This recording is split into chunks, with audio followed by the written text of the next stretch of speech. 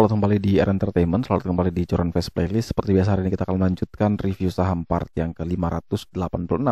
Namun sebelumnya bagi teman-teman yang mungkin belum subscribe channel YouTube ini, sekali lagi jangan lupa tekan tombol subscribe, nyalakan lonceng notifikasinya agar teman-teman tidak pernah ketinggalan informasi-informasi terbaru dari channel ini.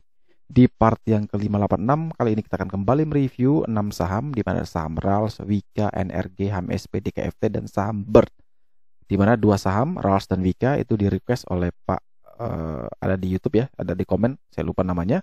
Kemudian sisanya adalah top score dari JCS ya, saya pilih dari top score JCS. Dan mohon maaf juga teman-teman, larut malam sekali baru review karena baru sempat. Dan seperti biasa sebelum pembahasan, kita akan meng-highlight dulu pergerakan dari indeks kita ya. IHSG kita hari ini kembali merah 0,574% di level 6584. Sempat terjerembab di level 6557, cukup menurut saya cukup riskan ya, cukup riskan. Semakin mendekati level 6500 sampai dengan 6510 itu menjadi level crucial, level kunci yang mana tidak boleh turun lagi di bawah itu, karena kalau turun kemungkinan besar 5600 itu akan tercapai. Jadi itu besar sekali penurunannya, sehingga kita harapkan bahwa besok sudah mulai rebound ya, besok sudah mulai rebound kembali menjauhi level 6509. Itu semoga kita bisa menjauhi itu, dan mungkin fokus kita adalah ke saham-saham di sektor konstruksi. Sepertinya sudah mulai banyak merahnya dan mungkin ada technical rebound di sana. Tapi karena cuman satu ya, cuman Wika yang diminta, jadi kita akan bahas Wika. Semoga sektor itu ya punya gerbong yang sama ya, bearing yang sama. Hari ini 12,1 triliun transaksinya, besar juga, dengan 350 saham turun, 198 saham naik, dan 162 saham yang bergerak stagnan. Asing sepertinya kita perhatikan di 11 Januari ya, ini tanggal 12. Oke. Asing net sell ternyata 1 triliun lebih. Luar biasa. Hari ini asing keluar banyak. Kalau kita tarik dalam atau selama tahun ini ya, awal tahun sampai hari ini, itu sudah 2,3 triliun di regular market. Besar sekali ya, asing mulai keluar. Tapi kalau kita lihat dalam 1 tahun terakhir, asing masih net buy 41 triliun. Jadi kita langsung masuk ke pembahasan. Saham pertama yang akan kita review adalah saham milik Ramayana Lestari, RALS.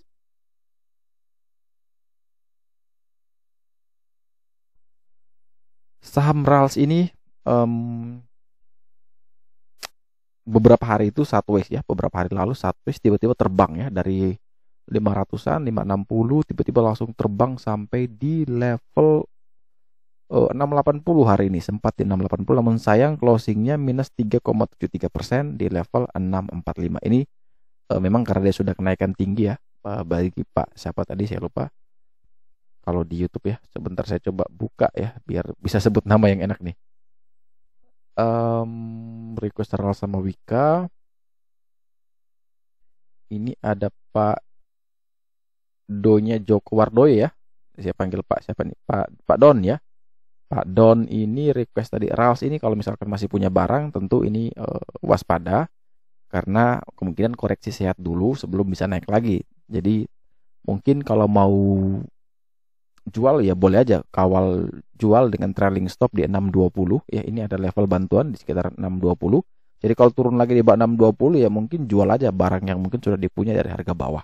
Tapi kalau belum punya sahamnya, coba tunggu di kisaran 585 sampai dengan 590 mungkin untuk antri di support dia. Jadi kalau belum punya barang, tunggu aja di 585 sampai dengan 590.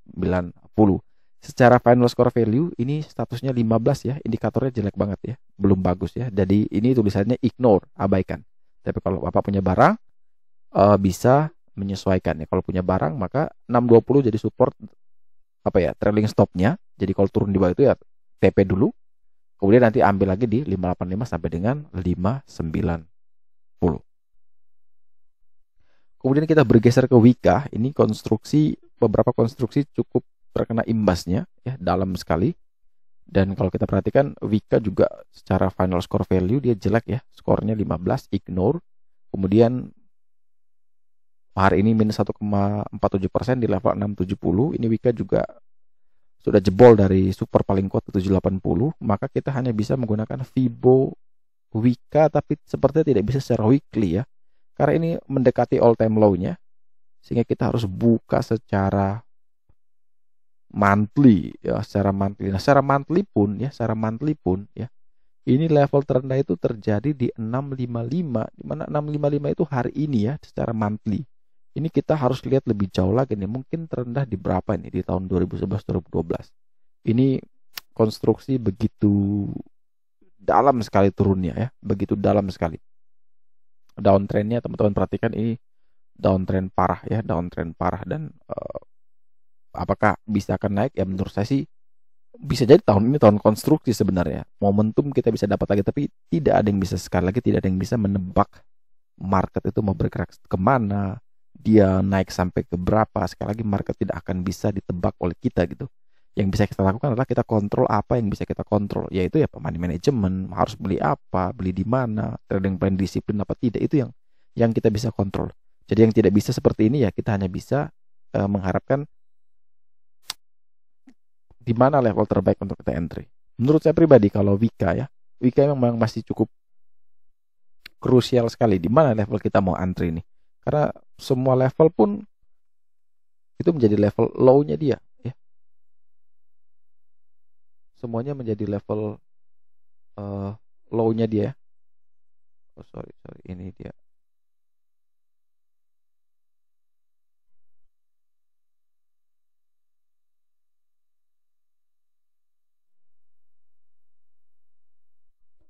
Jadi kalau mau beli ya teman-teman, menurut saya pribadi kita wait and see dulu nih di saham Wika. Kalau bila ada yang mau bilang saya mau boleh ambil, bisa nggak? Ya sebenarnya terserah sih, atur sesuai dengan preferensi masing-masing. Mungkin bisa beli di 670, cut loss di bawah 650, bisa saja juga. Atau mungkin coba tunggu di 600 ya, 600 sampai 620. Nanti kalau ternyata jebol di 600 ya cut loss lagi di 580. Tapi ini kalau yang menurut saya pribadi, kalau lihat dari chart ini ya, bagusnya ya dia harus naik lagi di atas 780 baru oke gitu ya. Kita jangan gambling gitu. Tapi kalau mau gambling terserah teman-teman, mau spekulasi terserah. Tapi kalau saya pribadi ya nunggu dia konfirmasi naik lagi di atas 780. Itu menunjukkan bahwa oh sepertinya dia mau naik betulan ini. Tapi kalau ini kan masih nebak-nebak nih. Walaupun sudah ada dorongan ya, ada shadow di bawah, lower shadownya, tapi belum bisa kita confirm apakah dia mau naik apa naik sedikit untuk turun lebih dalam. Ini yang harus kita waspadai. Jadi sekali lagi Wika masih belum terlalu menarik menurut saya pribadi. Jadi untuk trading sepertinya kita harus menunggu konfirmasi. Tapi kalau mungkin untuk jangka menengah ya mungkin teman-teman bisa pertimbangkan lah kalau memang mau ambil di saham konstruksi. Karena kalau teman-teman pelajari bersama 2020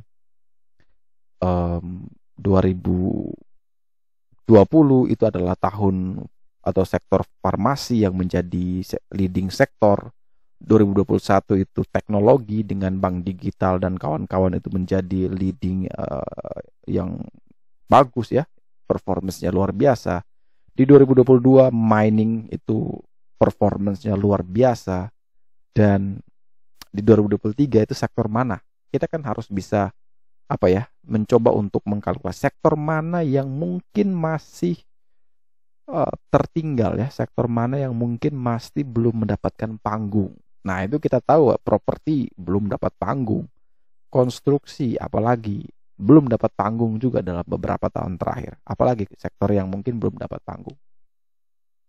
Pariwisata mungkin ya belum dapat panggung juga. Nah, itu kita harus melihat ya, kayak penerbangan itu mana sektor yang memungkinkan di tahun 2023 itu menjadi leadingnya ya.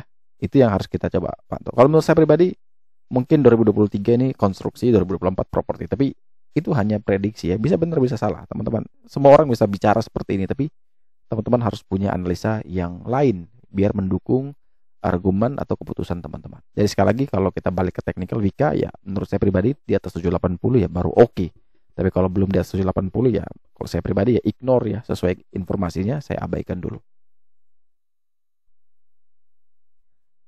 Kemudian selanjutnya kita punya saham energi ya. Ini kita punya saham energi Mega Persada MP. Oke. Kemarin kan kita sempat bahas BBYB ya. BBYB itu perfect sekali, bagus sekali kombinasi, dan ternyata hari ini dia sempat naik tinggi baru turun kembali di harga yang sama. Nah, ini juga mirip-mirip nih seperti NRG. NRG juga masih ada di bawah, tapi ya berada di bawah SPK. Kalau BBYB kan bagus sekali tuh, persis di atas SPK, masih bagus. Pokoknya perfect lah kalau BBYB kemarin.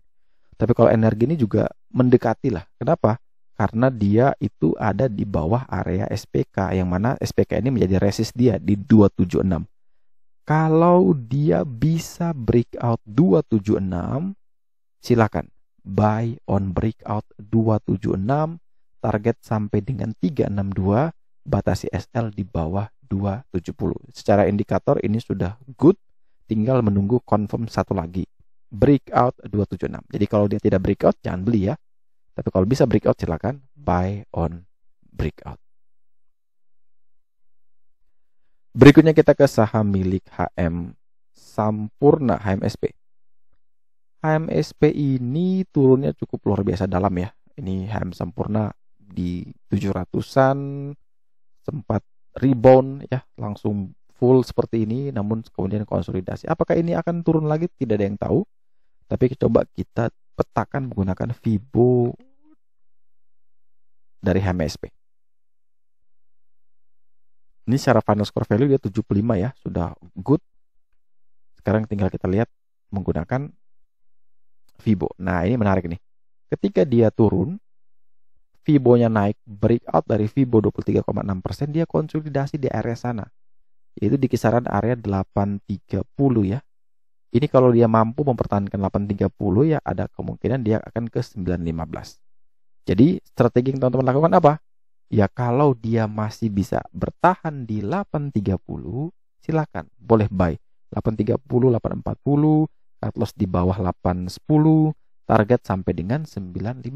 Tapi kalau opening langsung di bawah 830, hati-hati. Karena ini bisa ke 780, ya bisa tembus lagi ke bawah. Jadi hati-hati. Jadi kalau mau beli, pastikan dia ada di atas 830, target sampai dengan 915, dan batasi SL di bawah 810.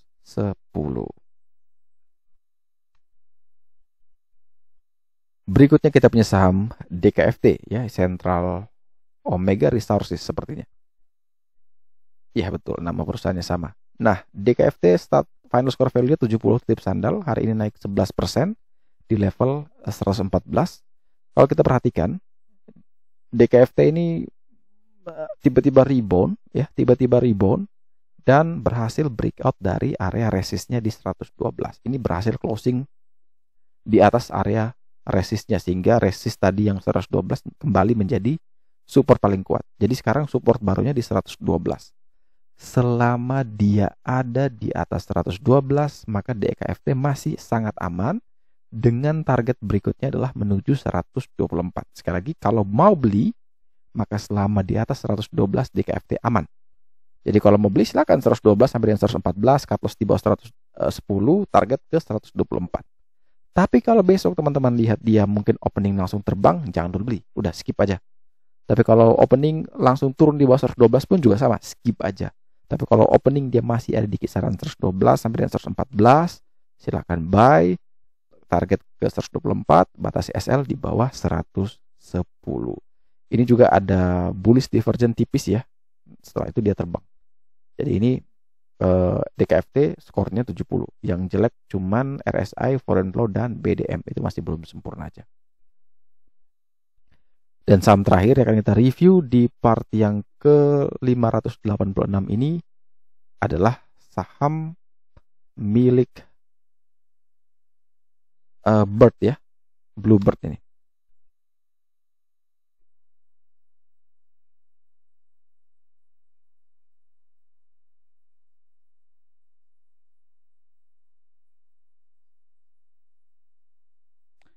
Oke, saham milik Bluebird final score value dia 65 titip sandal ya. Hari ini naik 0,36% di level 1395.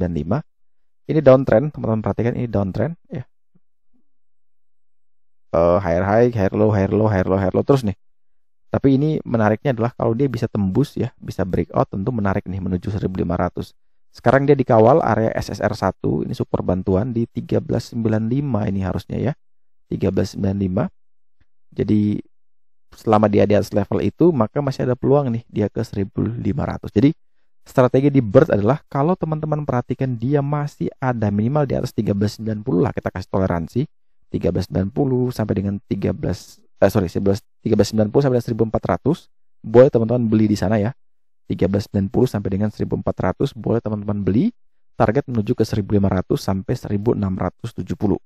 Batasi SL di bawah 1360 ya. Sekali lagi, kalau teman-teman perhatikan dia masih ada di kisaran 1390 sampai dengan 1400, silakan teman-teman bisa pertimbangkan buy.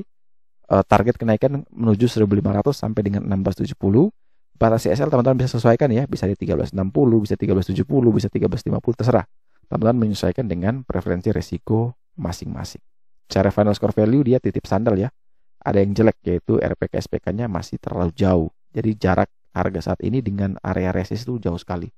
Jadi perlu effort yang tinggi untuk dia breakout sehingga skornya 0. Oke, sekian dulu review saham part yang ke-586 hari ini. Terima kasih teman-teman yang telah setia menonton. Sekali lagi jangan lupa like, comment, dan subscribe. Bantu share juga agar semua informasi yang ada dalam video berguna, bermanfaat, dan tentunya bisa menjadi panduan trading di keesokan harinya. Sekali lagi terima kasih banyak. Sampai jumpa dan semoga membantu.